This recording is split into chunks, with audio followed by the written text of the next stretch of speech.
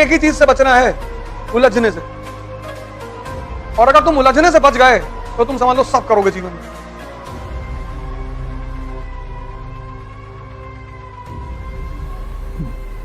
जय हिंद फ्रेंड्स।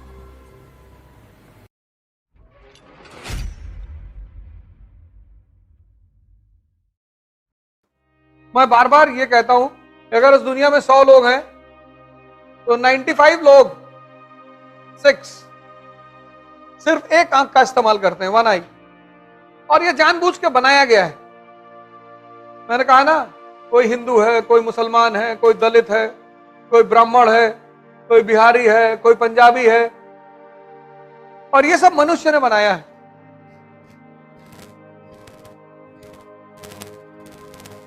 दिमाग को, अगर दिमाग की क्षमता को कम करना है, दिमाग बहुत क्षमतावान है ना, तो अगर उसकी क्षमता को कम करना है, उसको उलझा दो। सबसे प्यारा फॉर्मूला। दिमाग, किसी के भी दिमाग की क्षमता को कम करना है, उसको उलझा दो। और एक बार दिमाग उलझ गया तो गया।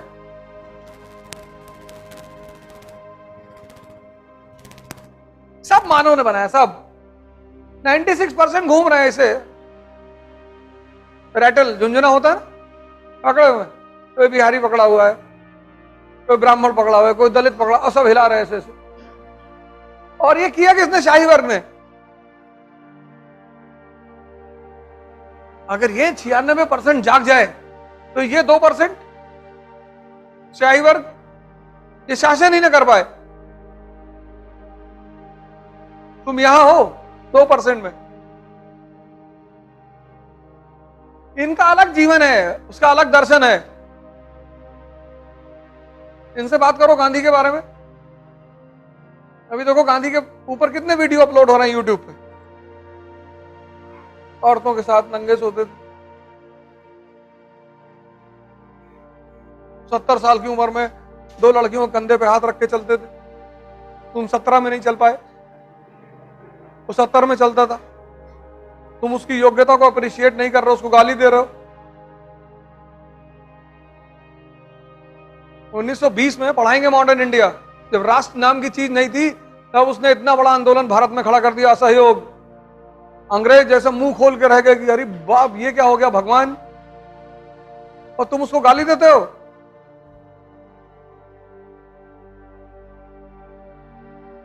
तो सवर्ण तो उसको इसलिए गाली देता है कि वो 2 लड़कियों कंधे पे हाथ रख के चलता है। दलित भी देता है। हम हरिजन के गांधी नहीं है, हम गांधी के हरिजन नहीं है, तब उसको गाली दे रहे। दाऊद इब्राहिम को गाली देके दिखाओ। हम तो बोलते हैं यूट्यूब पे, किसी की अम्मा ने दूध पिलाया तो दाऊद इब्राहिम को गाली देके दिखाए। उसके घर जाएंगे, पैर छू कर आएंगे उसका। कराची से गोली चलेगी, लाहौर वाहौर ऐसे दिल्ली उल्ली होते हुए तब घुसेगी दिमाग में।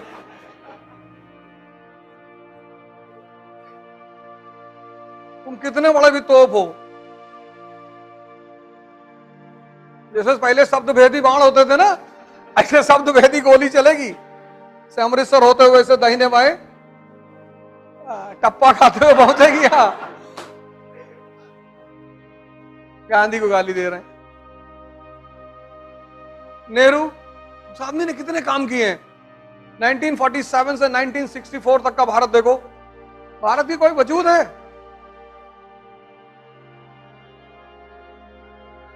भारत का किसान गरीब है, उसके पास परचेसिंग पावर नहीं है, तो पहला प्लान क्या उसका? 5 ईयर, पहला 5 ईयर एग्रीकल्चर, कि पहले किसानों की स्थिति को ठीक करो तब इंडस्ट्री लगाओ। तो दूसरा 5 ईयर क्या है? Industry, Panchsheel, peaceful coexistence. क्या क्या चुनौतियां उस आदमी के सामने। ये सब आईआईटी किसकी देन है? उसी आदमी की देन है। लेकिन सबको एडविना माउंटबेटन का नाम पता है। अरे नेहरू जी अय्याश थे। कैसे? अरे एडविना से उनका अफेयर था, आपको नहीं पता भैया? तुम्हारा नौकरानी से नहीं हो पाया, उसका वाइसरॉय की पत्नी से था। जिसने पूरा भारत फंसाया उसने उसकी पत्नी फंसा ली और तुम उसको गाली दे रहे हो। ये लॉबी है ये, और तुम्हारी मजबूरी ये है कि तुम्हें इनके साथ रहना है जब तक तुम्हारा सिलेक्शन नहीं हो जाता। जब तुम्हारा सिलेक्शन हो जाएगा तुमको डीएम बंगला मिल जाएगा, वहां बाहर 4 लोग गन लेके खड़े रहेंगे। जैसे ये पहुंचेगा मार के जूता गिरा देंगे तुरंत, तो अंदर ही नहीं आने को मिलेगा। तुमको यहां आना है, यहां, और इनके बीच से आना है, और ये पूरी कोशिश करेंगे कि तुम्हें खींच लें।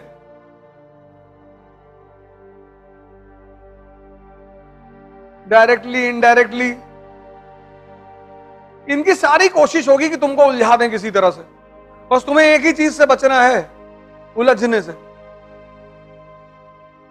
और अगर तुम उलझने से बच गए तो तुम समझ लो सब करोगे जीवन में।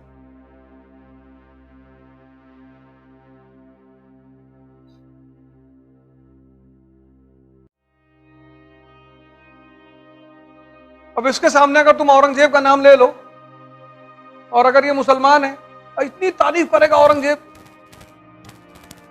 इससे पूछो अलाउद्दीन खिलजी का नाम जानते हो? ये कौन थे भैया? जब औरंगजेब का नाम जानते हो तो अलाउद्दीन खिलजी का भी नाम जानो।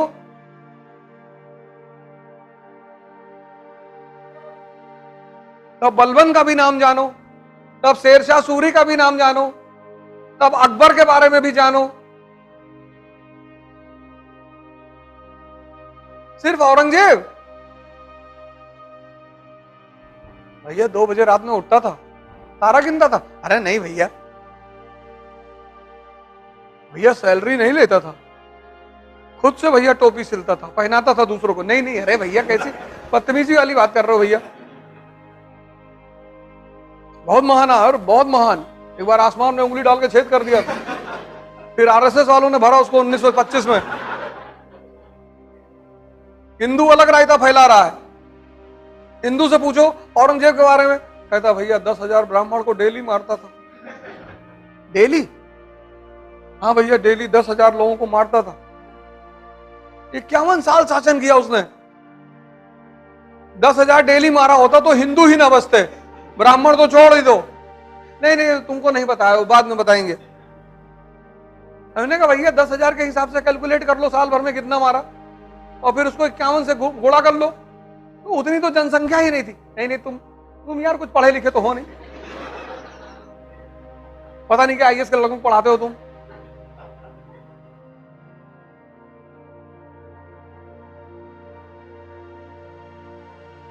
ये अपनी कहानी।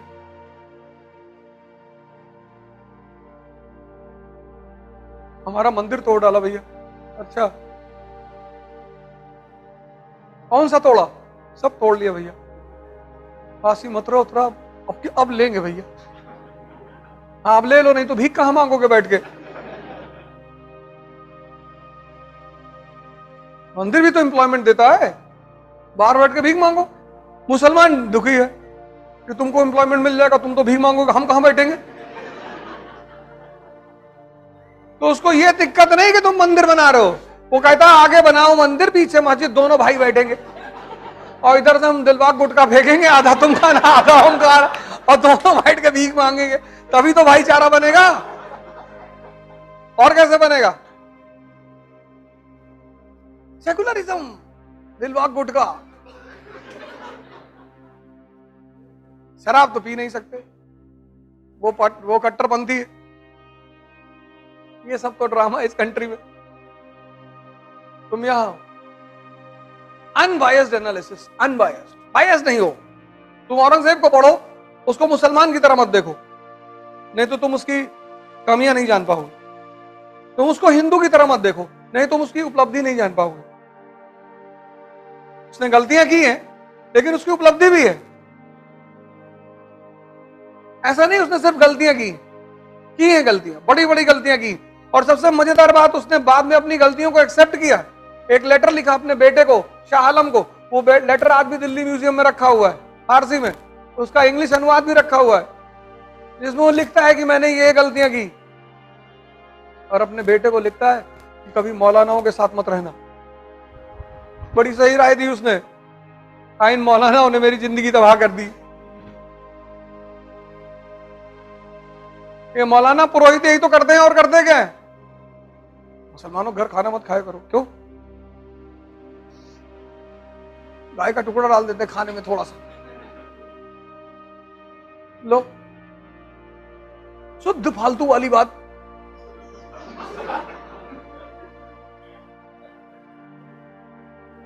अब यहां आए हैं तो फैजल के ही तो खाएंगे।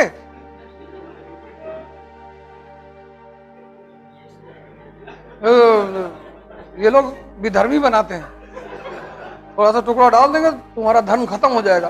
कितना कमजोर है मेरा धर्म, तुम्हारा कमजोर होगा।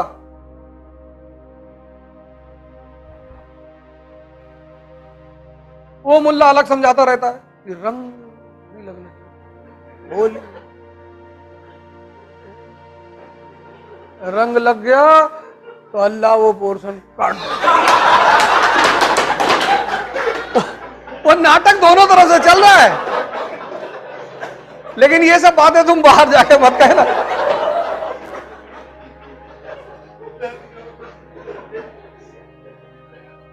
औद्योगिक क्रांति, अरे भैया हमें तो बड़ा अजीब लगता है। तुम लोग भी तो इसी समाज में रहते हो ना, तुम्हें ये सब नहीं दिखाई पड़ता? तुम्हारे साथ ये सब नहीं होता? होता है कि नहीं होता? फिर हाँ, तो वही तो नोटिस करना है, तभी तो तुम्हारा दिमाग सुलझेगा। अरे एक रायता है, एक, अगर मैं इनके रायता बताने लगूं 10-12 क्लास तो ऐसे निकल जाए। तुमने इन सब चीजों में, ये सब हुआ तुम्हारे भी सामने, तुमने गौर नहीं किया। मेरी आदत है, मैं देखता रहता हूं, मुझे मजा आता है।